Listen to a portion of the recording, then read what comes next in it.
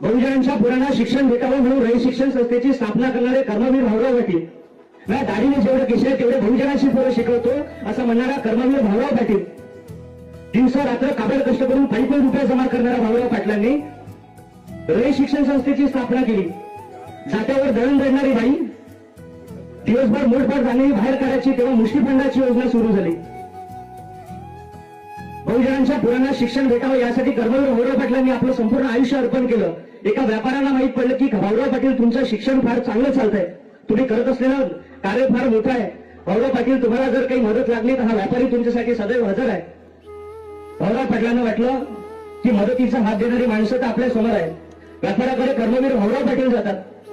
भाऊराव पाटलांकडे गेल्यानंतर कर्मवीर भाऊराव पाटील जेव्हा व्यापाऱ्याकडे जातात 1 लाख रुपयाचा धनादेश भाऊराव पाटलांना तो व्यापारी देतो आणि म्हणतो की पाटील जर तुम्हाला आणखी मदत लागली तर हा व्यापारी तुमच्यासाठी नेहमी हजर आहे, पण एक काम कराल का, तुम्ही शाळेत दिलं नाही शिवाजी महाराजांचं नाव थोडंसं पुढून माझ्या वडिलाचं नाव जर देता येईल तर थोडंसं पहा। 1 लाख रुपयाचा धनादेश कर्मवीर भाऊराव पाटलांकडे असते। तो 1 लाख रुपयाचा धनादेश व्यापाराच्या तोंडावर पेपर मारतो आणि सांगते अबे वेळ आली तर माझ्या जन्मदात्या बापाचं नाव बदली, पण शाळेला दिलेलं छत्रपती शिवाजी महाराजांचं नाव कधी बदलणार नाही। छत्रपती शिवाजी महाराजांच्या विचाराची टीम आहे।